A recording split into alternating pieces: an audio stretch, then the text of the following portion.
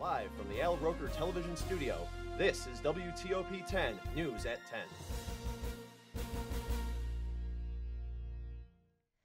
Good Monday morning, Oswego, and welcome to Top in the Morning. Thanks for waking up with us. I'm Megan Roberts. We have some breaking news for you this morning. Margaret Thatcher, Britain's first woman prime minister, has passed away this morning from a stroke. Otherwise known as the Iron Lady for her conservative politics, she is also the longest-serving prime minister that the country has yet to see. Thatcher served as prime minister from 1979 to 1990. She was 87 years old. We'll have a more in-depth look at your top stories in just a moment, but first, a quick check of your weather to get you out the door with meteorologist Ryan Farrell. Good morning, Ryan. Good morning, Megan. Good morning to everyone watching out there. This is what it looks like as you're heading out for your Monday morning. A cloudy start, and it's actually pretty cool out there. Starting out the day in the 30s, rising up through the 40s throughout the day. Now, our high is going to be in the mid-50s, and that's going to occur later on today. We're going to see some sun in the afternoon. It's cloudy right now, but we'll see some breaks. In behind that, though, we have some rain coming in overnight, and that unsettled weather will continue through midweek. More about that coming up in my full forecast, but for now, back to the news desk. Okay, thanks, Ryan. 3 people are left homeless this morning after a fire destroyed their home. The fire happened on Oak Orchard Road in Clay at around 5:30 last night. According to investigators, it was sparked by a gas can that was on the back porch. It took firefighters over 2 hours to fight the blaze because of the amount of trees that surrounded the area. Nobody was at home at the time of the fire. The Red Cross is now taking care of the 3 people who lived in the home. Well, this afternoon, Oswego County will be honoring State Trooper Amanda Anna. Anna was killed in the line of duty back in May when she rolled her car off the road. A memorial is being placed on Route 37 in Hastings. The service will take place at 2 o'clock today. Lewis County Sheriff's deputies are investigating a one-car crash that happened Saturday. Deputies say 57-year-old Sam Demo of Malone was driving his wife to the emergency room when he lost control of his car and rolled 3 times. The accident occurred on Elfley Falls Road in the town of Croghan. While the car was rolling, Mr. Demo was thrown from the vehicle and died on the scene. Mrs. Demo was taken to Lewis County Hospital and was treated for minor injuries. There has been a last-minute delay in the scheduled closings of 24 FAA control towers. These closings include the Ithaca's Thompson's Regional Airport and Rome's Griffiths International. The airport control towers will stay open until at least June 15th because of a lawsuit that has been filed. 50 airport operators and communities are also indicating that they may want to pay for the operation of the towers themselves.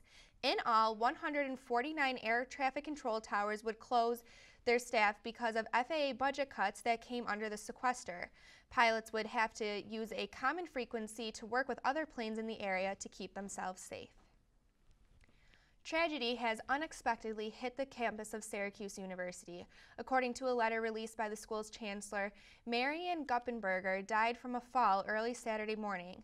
Police are not commenting about the circumstances regarding Guppenberger's death, and the university did not say anything further.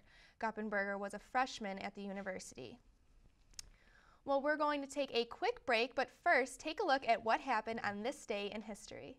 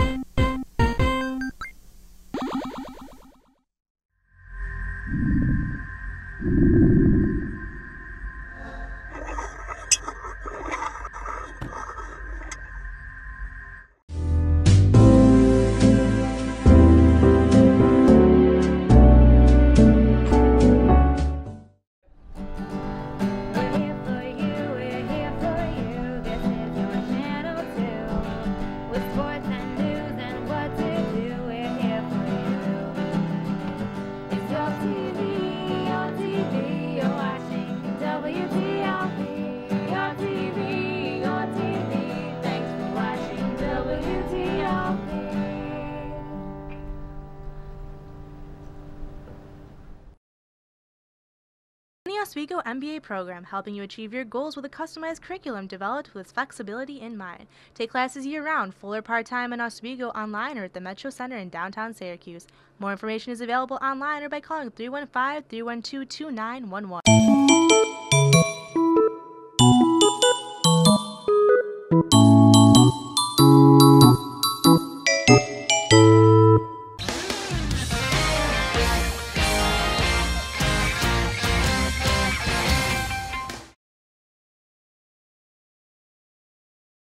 Beautiful day yesterday. I got to get outside and really get some fresh air. So will that weather be sticking around? Yeah, that's the big question. Is spring actually here? It's been so cold this spring. People have been waiting for it to finally warm up. And I'm going to give it away in my full forecast. But we're going to start out with a picture of our Skycam 10 for your Monday morning. Cloudy start to this morning and a bit cool out there. We are currently at 40 degrees, a lot of cloud cover out there, but that will be changing as the day progresses. Wind, not even a factor today. That's a nice break from what we've had over the last couple of days. So as I mentioned, it's going to be a cloudy start. The clouds will start to thin out through the afternoon, and I think we'll see some sunshine before they build back in later on ahead of our next system. So why is it so nice today? We have high pressure off to our south. That is bringing up some warmer air, and we are clear at this time. But here we have rain showers moving into our region ahead of the next low pressure system. High and dry for this afternoon. That's how we are going to stay. But as we zoom out a little more, you can see our next system moving in. Here it is right now, moving with that counterclockwise flow. That's going to move in. As you can see, there are some yellows in here. That's just indicative of some heavier rain. We might even hear a rumble of thunder later on tonight as that system moves through. Timing out the day for you, 11 a.m. Heading out to lunch, you're going to be clear. That's what we're going to see for today. 2 p.m., we should see some sunshine, but here's that next system starting to work its way in. Clouds will be building in front of that as the day progresses, but we will still be clear by 5 p.m. on your way home from work. Nothing to really worry about there on your drive.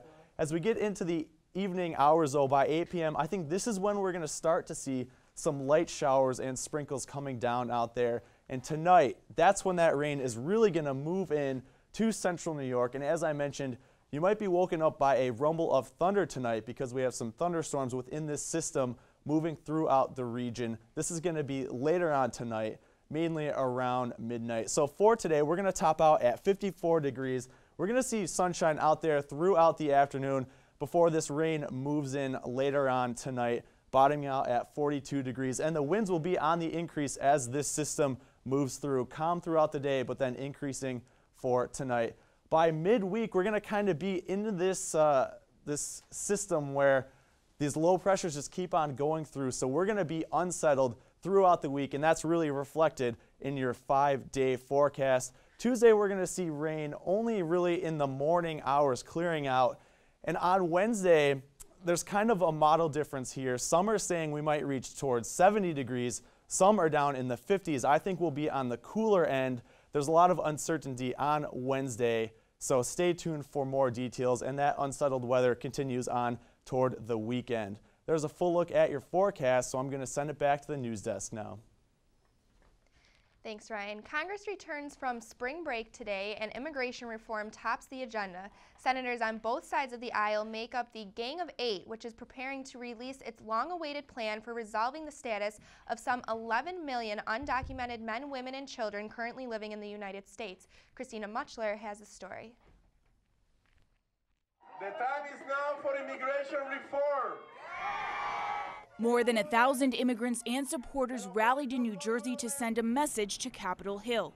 When Congress returns this week, 8 senators, 4 Republicans and 4 Democrats, are set to deliver a bipartisan immigration reform proposal that includes a 13-year path to citizenship. We don't want this bill to be, 53 Democrats and just a handful of Republicans, because we need broad bipartisan support, particularly to get a bill done in the House. If we'll give them a pathway to citizenship that's earned and hard and fair, get in the back of the line, pay taxes, learn the English language, then the Democratic Party has to give us a guest worker program to help our economy. That's what we're arguing over. Democratic Congressman Rush Holt, who participated in the weekend rally, said he has concerns about the guest worker program. If there is going to be something like that, it's got to be structured in such a way that we don't denigrate and commit to a second-class status workers. The plan also may meet resistance from wary conservatives who may view it as a form of amnesty for those who enter the country illegally. A group of House members also is working on a bipartisan immigration reform plan. And there is one thing Republicans and Democrats in both the House and Senate seem to agree on. All of it has to be fixed. It is broken from A to Z. We have to fix it. I'm Christina Muchler reporting.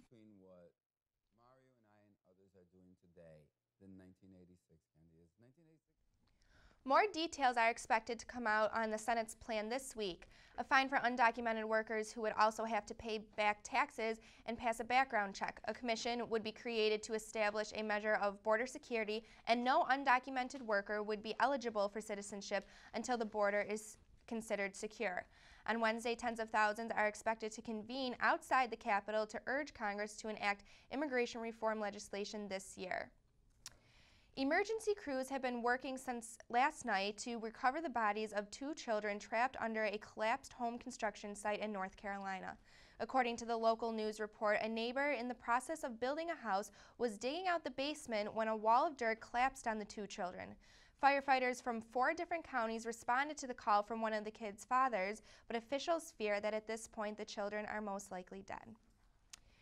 We're going to take a look at today's most up-to-date financial news with Mike DeWolf. Mike? Thanks, Megan, and good morning, Oswego. Here is your morning financial report. A new state law bars industrial development agencies from assisting retail projects, but local officials say that won't stop them from giving tax breaks to projects like a proposed suburban Syracuse shopping center that will include upstate New York's first Costco store. Onondaga County Economic Director Mary Beth Primo said the $50 million Township 5 project in Camillus would qualify for tax breaks under exceptions built into the law. Governor Andrew Cuomo had sought restrictions on the ability of industrial development agencies to hand out exemptions from sales taxes on construction materials. He did not get that, but he did get the retail restrictions in a compromise with legislative leaders. The new law prohibits the 109 industrial development agencies in the state from assisting retail projects. And leaders from across the world are in China for the annual BOAO Forum for Asia. Chinese President Xi Jinping opened the economic summit on Sunday. He warned that the global economy is still facing a difficult recovery and urges countries to work together instead of undercutting each other's efforts. One country that seemed to be seeking closer ties with China is Australia. Prime Minister Julia Gillard held trade talks with President Xi at the BOAO Forum on Sunday. And with just about 45 minutes to the opening bell, the futures are looking just like the weather trend, bright. The Dow Jones is up 15, the Nasdaq up 6, and the S&P 500 up 5.7 points. That's it for your financial update. Now back to Megan for more world news. The president will put pressure on Congress with a week-long push on gun control. CNN's Brianna Kyler reports President Barack Obama's first stop should come as no surprise. The president is heading to Connecticut, where the governor just signed some of the nation's toughest gun laws, requiring universal background checks and imposing limits on the number of bullets in a magazine. Speaking not far from the scene of the Newtown shootings, he'll again say lawmakers in Washington have an obligation to the 20 children killed there. Every senator will get to vote on whether or not we should require background checks for anyone who wants to purchase a gun. But despite polls showing 90% of Americans support universal background checks, even getting that vote is increasingly uncertain. Republican Senator Rand Paul is leading a growing group of Republicans threatening to block any vote. A total of 13 now signing on to this letter to Senate Democratic leader Harry Reid, saying any new gun restrictions would violate the Second Amendment. They deserve a simple vote.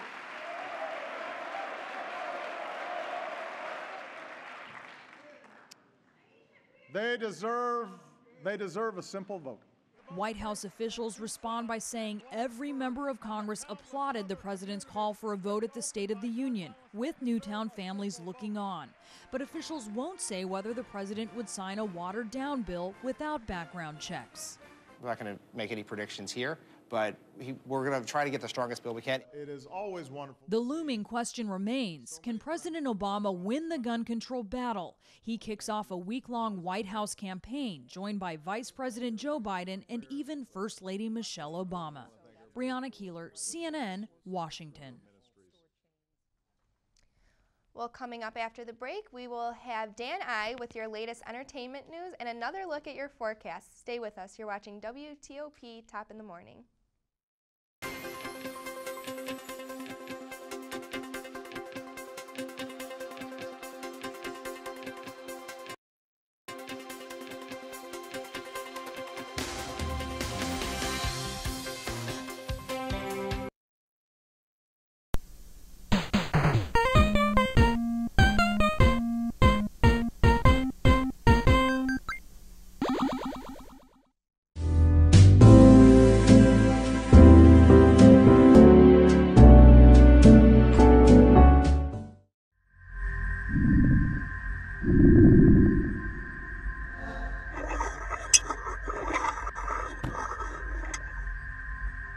We are the Tigers from Pack 885.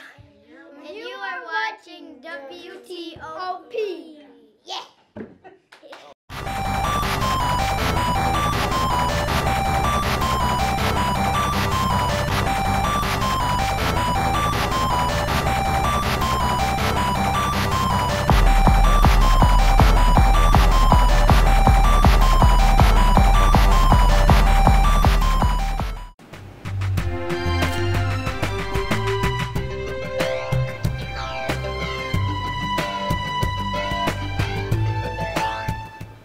Oswego MBA program, helping you achieve your goals with a customized curriculum developed with flexibility in mind. Take classes year-round, full or part-time in Oswego, online or at the Metro Center in downtown Syracuse.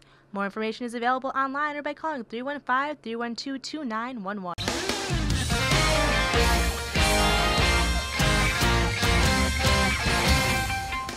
Good morning and welcome back. So, Ryan, it was a chilly start this morning, but it seems like we're going to be warming up a little bit. Yeah, it's really not going to be a bad day. It's not going to be as nice as yesterday, unfortunately, but we're going to be dry throughout the afternoon, so you really can't complain. Taking a look at your forecast for today, we're going to see sun throughout the afternoon, topping out in the mid-40s. Not really any wind to worry about, so that is a nice break for us, but we're going to have rain coming in later on tonight. Here's a look outside right now. Cloudy start, that's going to change. These clouds are going to head off to the east. We're going to see sunshine throughout the afternoon. As we're stepping outdoors right now, though, we are at 40 degrees, and it actually feels like that with a calm wind for this morning. We are clear today because of high pressure, bringing up some warmer but dry air for today. That's going to change as we head on to the afternoon and into tonight, excuse me. We are clear on the radar. That's what we're going to see for today. But tonight, this system right here spinning around is going to work its way on into central New York for your evening. So that's going to come through tonight. I'm thinking the showers are going to start around 8 or 9 p.m. So they will be later on today. You won't have to worry about anything for the drive home from work or anything like that. As I mentioned earlier, we might hear a rumble of thunder as there are some heavier spots of rain and some thunder and lightning within this system. Not really anything to worry about, though. You just might hear it overnight. And winds will be on the increase up to 15 miles per hour as this system moves through. So looking at your classcast, we're going to start out cool, pushing off through the 40s, gradually increasing as the day progresses. This high is going to be later on tonight as the southerly winds continue bringing in more and more warm air for today. And taking a look at your 5-day forecast, just some showers to worry about Tuesday morning, but besides that, we will be dry. But it looks like the April showers will be here for the middle and the end of the week, but we'll be warm in the 50s. So we're warming up, but along with that, it's going to be unsettled. So well, finally seeing some April showers instead of April snow. Absolutely, so I'll take that. But a big story that broke this morning was the death of Margaret Thatcher and the Prime Minister from Britain today. What are your thoughts on it? It's a pretty sad morning to start out this week. She's a great woman.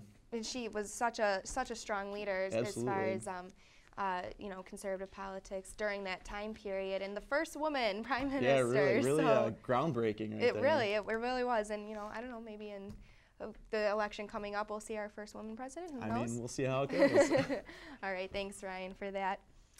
You may have thought you knew everything about them until now. A treasure trove of more than 200 rare letters from the likes of Marilyn Monroe and John Lennon are hitting the auction block. The collection also includes a correspondence from former President Dwight Eisenhower to his wife during World War II.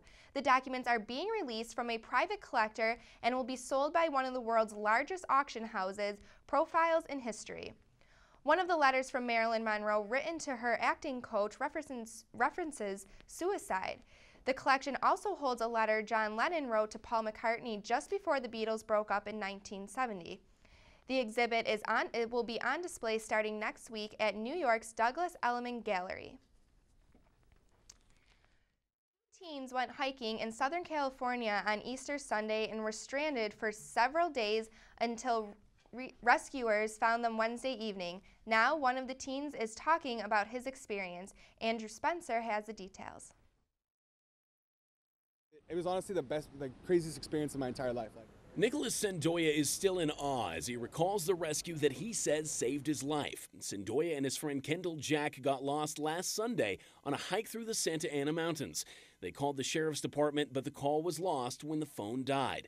After a search over several days through dense brush, authorities found Sendoya Wednesday evening, dehydrated and bruised from a fall, but alive. Jack was nowhere in sight. Sendoya thinks they were separated after they reached the top of the mountain, but he says he doesn't remember how. I can't tell you. That's when now that they told me I suffered a trauma, I guess maybe I fell, and maybe we both fell, and we just split ways, or I fell and she thought I was dead. Kendall Jack was found the next day clinging to a cliff. Authorities say she was weak and losing consciousness. CNN affiliate KTLA says she was taken to a local hospital and treated for dehydration and hypothermia. As for Nicholas, he says he's learned a lesson. Definitely bring a compass, water, tell people where you're going, bring a map. I think number one thing is tell people exactly where you're going. I'm Andrew Spencer reporting. Some great advice from them, but now we will take a look at your entertainment news with Dan I. Dan? All right, thanks very much, May.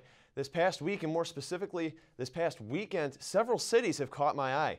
We start this cross-country journey in Atlanta, where the NCAA men's Final Four took place. In the first game, top overall seed Louisville scraped its way past Wichita State Saturday afternoon. The Big East champs, changing defense as well as a late jump ball in their favor, secured their victory in place for tonight's national championship game. In the nightcap, Michigan battled past Central New York's own Syracuse Orange. The game that Syracuse was in ultimately concluded when Orange guard Michael Carter-Williams fouled out. The final sequence of the game saw the Wolverines throw down an emphatic dunk, as they sealed the fate of the Orange. Tonight, Louisville and Michigan will face off for the national championship game, with tip-off scheduled at 9:23 p.m.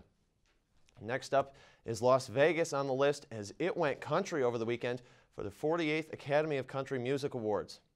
Taking a look at the big winners, co-host of the night Luke Bryan took home the honors for Entertainer of the Year, which he called the defining moment of his life. Eric Church won for Album of the Year, and Jason Aldean earned Top Male Vocalist of the Year.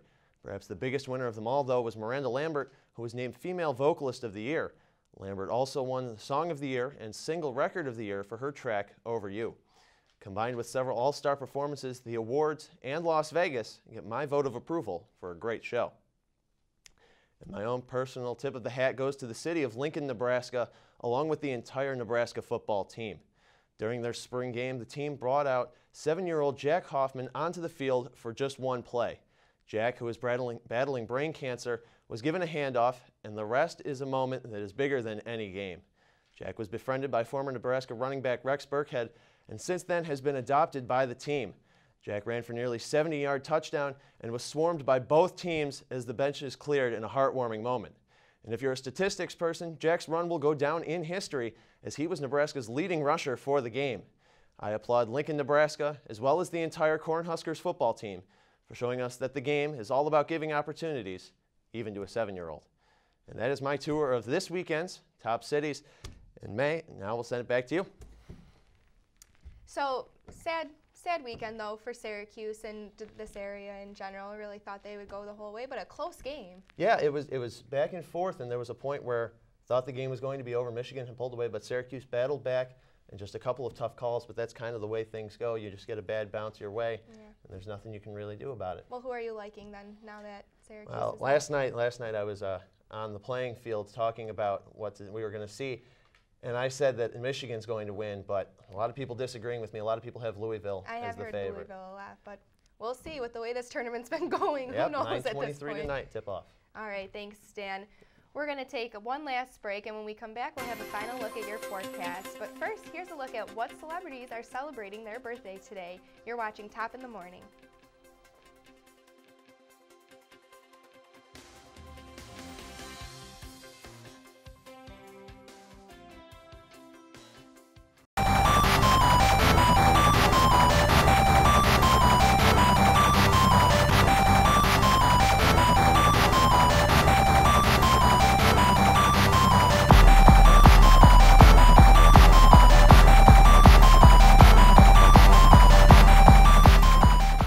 Oswego MBA program, helping you achieve your goals with a customized curriculum developed with flexibility in mind. Take classes year-round, full or part-time in Oswego, online or at the Metro Center in downtown Syracuse.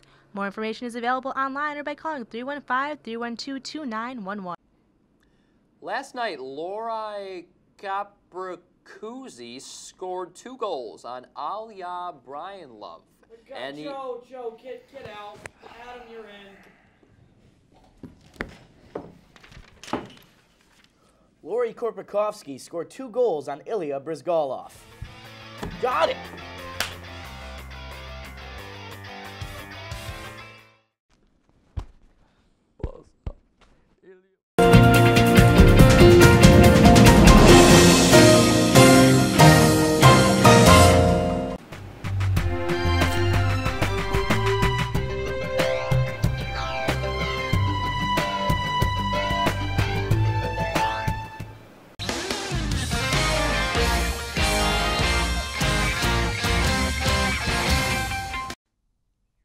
She said yes. This was no Jedi mind trick at a Star Wars exhibition in Orlando, Florida on Saturday.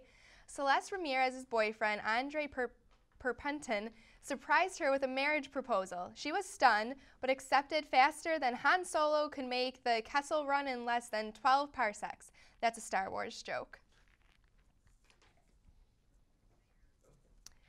After the proposal, the happy couple got to hang out with Darth Vader and C-3PO. Hopefully, wait for it, the Force will be with this couple. Well, it's a birthday celebration that could make even the youngest daredevil's heart race, but not for Marion Stangler of Pensacola. This woman is celebrating her 90th birthday by skydiving with her 2 sons. Once the time came, Marion was surprisingly relaxed as she jumped out of the airplane at 14,000 feet in the air. According to Marion, skydiving was a one-time deal, but she did become the oldest person ever to jump at Emerald Coast Skydiving. We'll now take a look at your final forecast for today with Ryan. Pretty nice and calm day on tap for today. Winds, don't have to worry about that today. We're going to top out in the mid-50s, slowly decreasing as the day progresses. Some rain is going to come through later on tonight, but we'll be dry for the majority of today. So pretty nice day today. So what a heartwarming story, though, to come out of Lincoln, Nebraska. That's just such sportsmanship. And I ended up watching the video, and there's multiple videos of it now, watching it over and over again, and every time it's still just, it's a heartwarming feeling. It makes you smile that it's more about the people than it is about the game, because it's a spring training game. That's where you get a lot of looks at the prospects and a lot of looks at the new players for the team. For them to take that moment, really special for Nebraska. Really, yeah, just to take a moment to pause and appreciate everything outside of all of the tension and everything that goes on, especially at this time of college football sports. So. Yeah, things are starting to heat up with the spring workouts, and to see that he also was the leading rusher for the game. It was a 69-yard touchdown. So good for him and good for Lincoln, Nebraska. And we have a 90-year-old skydiver. Oh boy.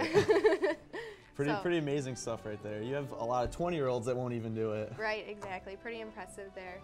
Well, that's going to do it for us here this morning. For the entire 10 News team, I'm Megan Roberts. Thanks for staying with us this morning. Have a great day.